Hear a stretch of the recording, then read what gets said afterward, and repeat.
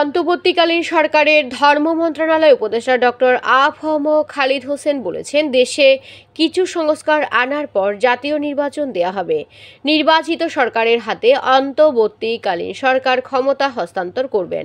তবে কতদিন অন্তর্বর্তীকালীন সরকার দায়িত্ব পালন করবে তার সঠিক সময় এখনও নির্ধারণ হয়নি। তিনি বলেন, মুসলমান সহ হিন্দু, বৌদ্ধ, খ্রিস্টান সকল ধর্মের লোকজনদের প্রতিনিধিত্ব করছেন তিনি। তাই সকল ধর্মের লোক যাতে নিরাপদে দেশে অবস্থান করতে পারে, সবাইকে সে ব্যবস্থা নিতে হবে। এই দেশকে ঘুষ দুর্নীতিমুক্ত রাষ্ট্রে পরিণত করতে হবে। বৈষম্যবিরোধী ছাত্র আন্দোলনের সময় যারা নিহত হয়েছেন তাদের পরিবারের পাশে দাঁড়িয়ে সহযোগিতা করা ও যারা আহত হয়েছে তাদের সুচিকিৎসা ব্যবস্থা করার জন্য বর্তমান অন্তর্বর্তীকালীন সরকার বদ্ধপরিকর। ইতিমধ্যে অনেক নিহত ও আহতদের সাহায্য সহযোগিতা দেয়া হয়েছে।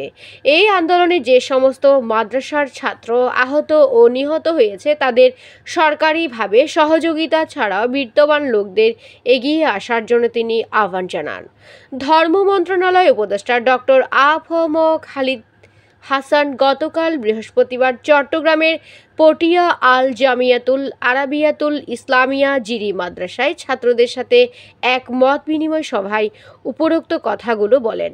মাদ্রাসার শিক্ষক হাফেজ মোহাম্মদ হোসাইন এর সঞ্চালনায় ও মাদ্রাসার মহাপরিচালক মাওলানা খোয়াইব এর সভাপতিত্বে অনুষ্ঠিত সভায় বিশেষ অতিথি ছিলেন ক্যাডিএস গ্রুপের চেয়ারম্যান বিশিষ্ট শিল্পপতি খালিদুর রহমান, জিরি সুবেদার স্টিল এর চেয়ারম্যান লোকমান হাকিম এর ছেলে তারেক ফেরদৌস নাইম, বিশিষ্ট ব্যবসায়ী এনামুল হক এনাম, শিল্প প্রতিষ্ঠান ফুলকির মালিক রফিকুল ইসলাম প্রমুখ।